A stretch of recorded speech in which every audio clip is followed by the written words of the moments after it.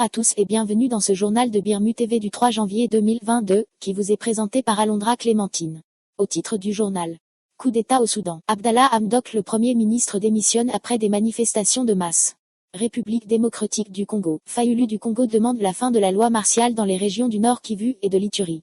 Maurice. Le personnel de l'aéroport de Maurice a trouvé un nouveau-né, un petit garçon, abandonné dans la poubelle des toilettes d'un avion. Californie. La fondatrice de Terrano condamnée pour fraude en Californie. Jérusalem. Monsieur Pizzaballa annonce que les chrétiens de Terre Sainte aspirent à faire partie de la société civile. Turquie. La hausse des prix a atteint un record, plus 36% en un an. Cette inflation va de pair avec l'effondrement de la monnaie, la livre turque. En Asie, naissance de la plus vaste zone de libre-échange du monde. Burundi. Évariste Ndayishimiye, des milliers de jugements rendus recensés non encore exécutés. Cameroun. Où en sont les préparatifs de la Coupe d'Afrique des Nations? Si tu n'es pas encore abonné à notre chaîne, c'est le bon moment de t'abonner et de partager nos émissions avec tes amis. Birmu News. Bonjour encore une fois à tous. Commençons ce journal avec le coup d'État au Soudan où Abdallah Hamdok, Premier ministre, démissionne après des manifestations de masse. Le Premier ministre soudanais Abdallah Hamdok démissionne après une nouvelle journée de manifestations de masse dans la capitale Khartoum. Des milliers de personnes ont manifesté contre un accord récent qu'il avait conclu pour partager le pouvoir avec l'armée, qui a organisé un coup d'État en octobre. En scandant le pouvoir au peuple, les manifestants ont réclamé le retour à un régime civil complet. Mais les forces militaires ont à nouveau répondu par la force, faisant 2 morts. La décision de Hamdok de démissionner laisse l'armée aux commandes. Il s'agit d'un nouveau coup dur pour les fragiles tentatives de transition vers un régime démocratique au Soudan, après qu'un soulèvement populaire ait conduit au renversement du président autoritaire de longue date, Omar el-Béchir, en 2019.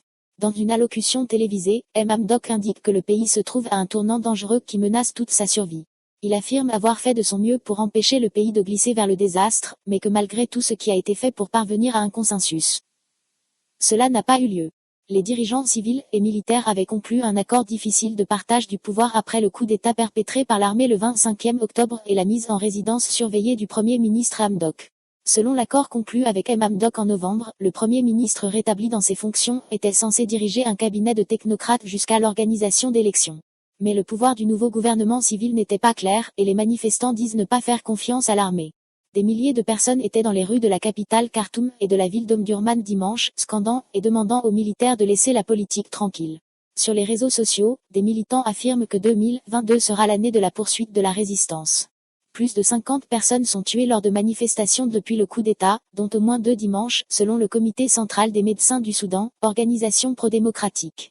Le chef du coup d'État, le général Abdel Fattah al-Burhan, défend le coup d'État d'octobre dernier, affirmant que l'armée a agi pour éviter une guerre civile. Il affirme que le Soudan reste attaché à la transition vers un régime civil, avec des élections prévues en juillet 2023. Fayulu du Congo demande la fin de la loi martiale dans les régions du Nord Kivu et de l'Ituri. Le chef de l'opposition congolaise Martin Fayulu a critiqué ce qu'il a appelé le vol éhonté de fonds publics sous le gouvernement du président Félix Tshisekedi, a rapporté vendredi la chaîne de télévision française RFI. Dans son discours de fin d'année, Fayulu, qui a perdu de manière controversée contre Tshisekedi lors des élections de 2018, a souligné les fonds manquants destinés à la réponse à Covid-19 et au salaire des fonctionnaires. La République démocratique du Congo connaît une recrudescence des cas de virus dus aux variantes Omicron et Delta. Le Congo est le pays le moins vacciné contre le Covid-19 au monde. Une combinaison d'hésitation à la vaccination et de faible capacité de l'État a contribué à la faible utilisation du vaccin. Tshisekedi, qui a succédé à Joseph Kabila en janvier 2019, a également été accusé par l'opposition de chercher à saper l'indépendance de la commission électorale avant le vote de 2023. Fayulu a fustigé la présence de troupes ougandaises sur le sol congolais, affirmant que Kinshasa sous-traitait la sécurité de l'État à des étrangers. En décembre, Kampala a envoyé des soldats dans l'est du Congo pour mener des opérations conjointes contre le groupe rebelle ADF, accusé d'attentats meurtriers en novembre. Le leader de la coalition Lamuka a également exigé la levée de la loi martiale dans les provinces du Nord Kivu et de l'Ituri. Les régions ont été placées sous contrôle militaire l'année dernière après que Tshisekedi a annoncé une opération pour contrer les groupes armés. Le personnel de l'aéroport de Maurice a trouvé un nouveau-né, un petit garçon, abandonné dans la poubelle des toilettes d'un avion. Une femme de 20 ans originaire de Madagascar, soupçonnée d'avoir accouché sur le vol, a été arrêtée. L'avion d'Air Mauritius, en provenance de Madagascar, a atterri à l'aéroport international Circe Osagur Ramgoolam le 1er janvier. Les agents de l'aéroport ont fait cette découverte lorsqu'ils ont contrôlé l'avion pour un contrôle douanier de routine.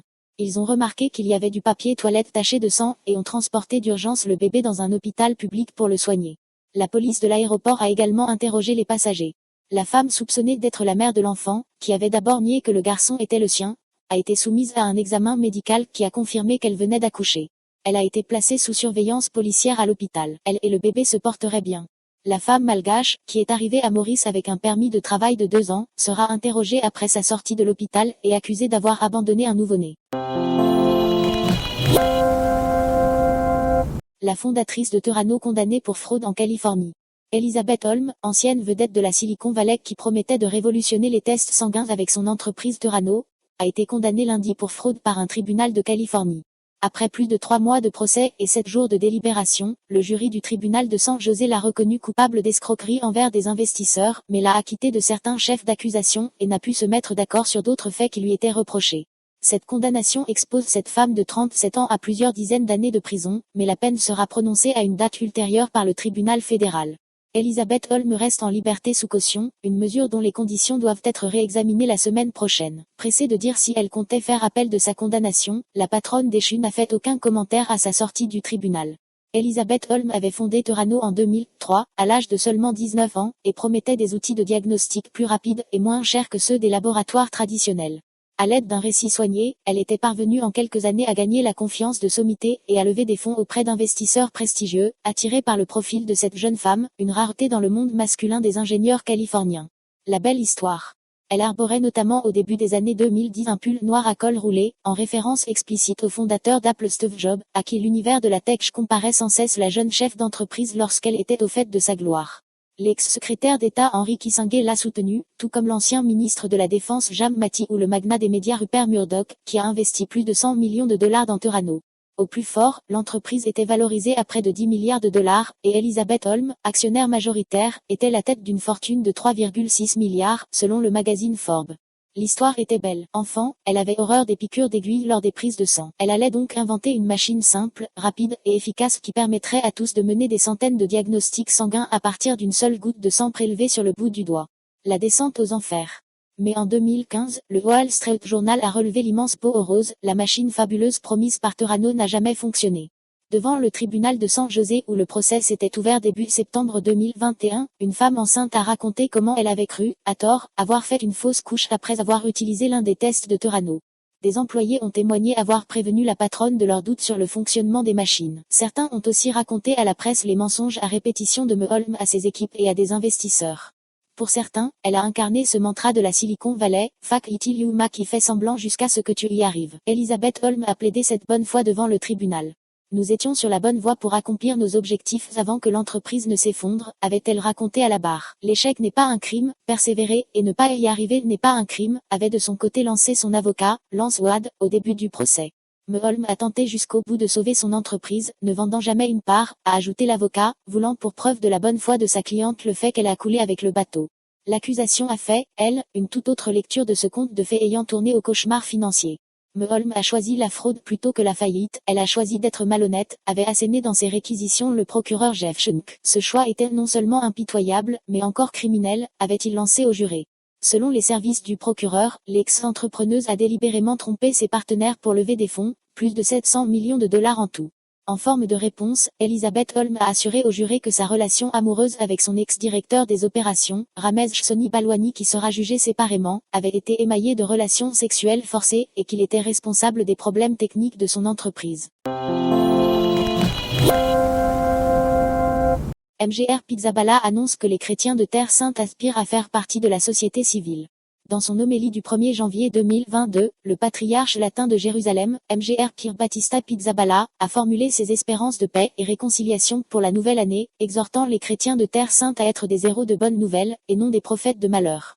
Aujourd'hui, nous nous apprêtons à entamer une nouvelle année. Pourtant, les différents sentiments et pensées qui se sont accumulés tout au long de l'année passée continuent de s'agiter au sein de nos âmes. Je pense à la fatigue et à l'instabilité provoquée par la pandémie, qui ont rendu l'année scolaire difficile pour les étudiants et par conséquent aussi pour les familles, a d'emblée affirmé MGR Pizzaballa dans son homélie du samedi 1er janvier 2022. Le patriarche latin de Jérusalem a mentionné la situation politique, toujours changeante, mais également toujours pareille, qui ne voit aucune solution réelle et structurelle se profiler à l'horizon. J'en veux pour preuve cette énième guerre à Gaza, qui n'a rien résolu, mais qui a au contraire donné lieu à une nouvelle vague de violence, a-t-il regretté. L'ancien custode de Terre Sainte a fait allusion au beau moment car représentait l'ouverture du synode sur la synodalité souhaitée par le pape, au sanctuaire de Der Rafa, Notre-Dame de Palestine, et a rappelé la visite précieuse de l'évêque de Rome sur l'île de Chypre en décembre dernier, l'île faisant partie du patriarcat latin de Jérusalem. Et MGR Pizzaballa de souhaiter la reprise de la vie de l'Église pour 2022. Je voudrais que nous renouions avec l'art de la catéchèse et de la formation spirituelle, et que nous développions un rapport plus familier avec la parole de Dieu. Nous vivons en Terre Sainte, une terre qui abrite les lieux les plus saints du monde, et pourtant nous ne les connaissons pas toujours bien, a-t-il remarqué, invitant en cette période sans pèlerins d'organiser des pèlerinages pour les fidèles même de Terre Sainte. De nombreux pèlerins retournent chez eux changés et renforcés dans leur foi. Pourquoi ne pourrions-nous pas vivre la même expérience, a-t-il lancé. La confiance et patience du semeur. Le patriarche a ensuite déconseillé de s'enfermer dans de perpétuelles plaintes. En réalité, je pense que chaque moment de notre vie est un kairos, c'est-à-dire un moment spécial dont la providence nous fait don. Nous devons dépasser notre préoccupation des chiffres et notre désir de voir nos actions et nos initiatives donner naissance à des résultats immédiats. Nous devons acquérir la confiance et la patience du semeur, a-t-il rappelé, s'en référant à l'écoute au cœur du parcours synodal. Écouter, c'est plus qu'entendre, c'est faire de la place à la vie de l'autre en nous, essayer de nous mettre dans sa situation. L'écoute est une manière d'être, une attitude, un mode de vie, a-t-il précisé. Enfin, l'archevêque italien a évoqué l'union entre les églises chrétiennes de la ville, 3 fois sainte. Nous parlons souvent de l'union entre nous, entre nos églises, comme d'une nécessité pour faire face aux difficultés extérieures ou à d'éventuels ennemis. Cela ne peut pas être suffisant. La communion est la conscience d'une appartenance, d'un don reçu, où l'on fait partie de l'autre et où l'autre fait partie de soi. Et tout cela jaillit de l'expérience de la rencontre avec Jésus. Les chrétiens doivent faire partie de la société civile. Combien notre société, en Palestine, en Israël, en Jordanie et à Chypre, a besoin de sel et de lumière, de gens qui savent apporter une contribution positive dans le monde de la culture, de la solidarité, de la politique, a-t-il souhaité, exhortant les chrétiens de Terre Sainte à être les héros de la bonne nouvelle annoncée par Dieu, et non des prophètes de malheur. Ainsi selon MGR Pizzaballa, les chrétiens de Terre Sainte ne veulent pas être protégés et abrités par une coupole de verre, mais au contraire faire partie intégrante de la vie civile et religieuse de cette société, concluant donc par cet appel à faire une partie intégrante et constructive de la vie civile. En Turquie, la hausse des prix a atteint un record, plus 36% en un an. Cette inflation va de pair avec l'effondrement de la monnaie, la livre turque. En Turquie, les prix ne cessent de grimper depuis des mois, atteignant des niveaux records. Une inflation de 36% sur un an, du jamais vu depuis 20 ans. Cette hausse des prix pèse sur les ménages. Tout a augmenté, la farine, et donc le pain, mais aussi l'huile, la viande, et d'autres produits de première nécessité. Cette inflation va de pair avec l'effondrement de la monnaie. En un an, la livre turque a perdu 45% de sa valeur face au dollar. À la mi-décembre, le président Recep Tayyip Erdogan avait annoncé plusieurs mesures d'urgence. Cela a permis d'enrayer la débâcle, mais l'effet n'a été que de courte durée. La spirale inflationniste a repris. En fait, de nombreux économistes doutent de l'efficacité de la politique monétaire du président Erdogan. Celui-ci milite pour une baisse des taux d'intérêt, afin de favoriser les exportations, et soutenir ainsi la croissance. Erdogan et les marchés. Sauf que les marchés n'apprécient pas vraiment les interférences politiques, les destitutions de gouverneurs de la Banque centrale ou de ministres des Finances. Sur le plan politique, cette instabilité économique fragilise le président. Pour autant, Recep Tayyip Erdogan a rejeté toute idée d'élection anticipée, comme le demande l'opposition. Évariste Ndayishimiye, des milliers de jugements rendus recensés non encore exécutés. Un jugement non exécuté cause beaucoup plus de conflits entre le plaignant et l'accusé. Vaut mieux ne pas trancher sur un dossier judiciaire si on n'est pas sûr quand il sera exécuté, fait remarquer le président de la République, Évariste Ndayishimiye.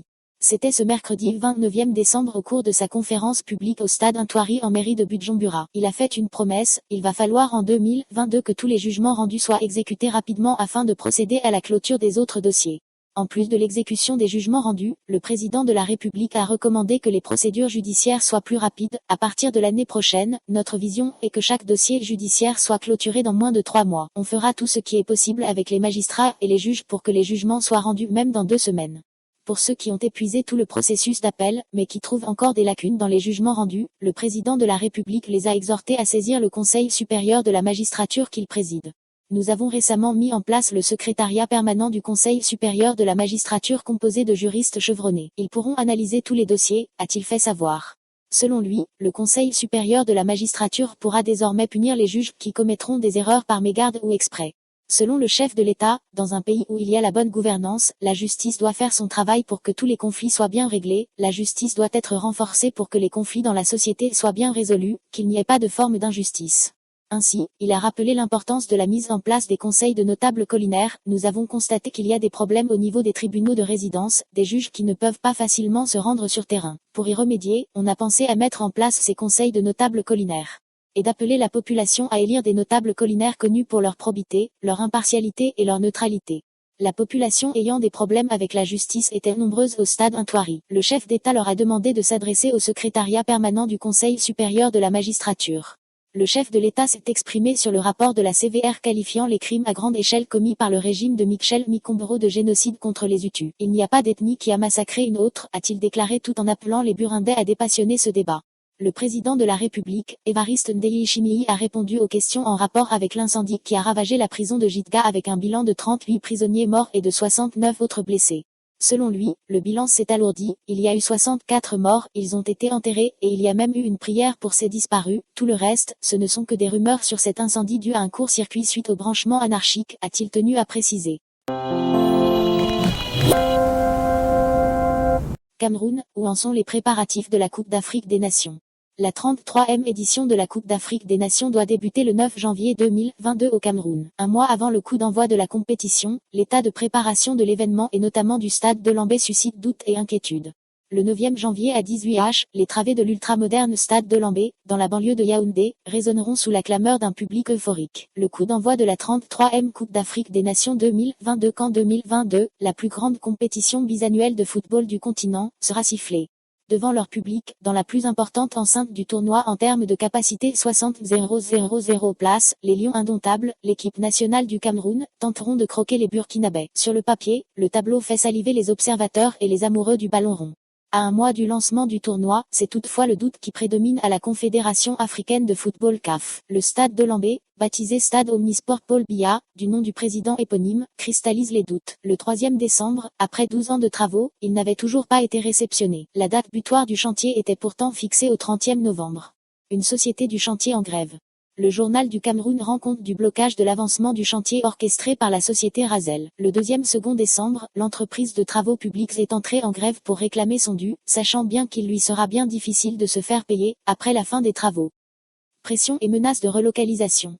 Fin novembre, le secrétaire général de la CAF, Véron Mozango-Omba, adressait une mise en garde aux organisateurs. S'agissant du stade d'ouverture de Lambé, sachez que si tout n'est pas réglé d'ici au 30 novembre 2021, le match d'ouverture aura lieu ailleurs, a-t-il déclaré. Des dispositions ont déjà été prises dans ce sens, mais ce serait malheureux pour le comité d'organisation, pour la CAF et pour le Cameroun.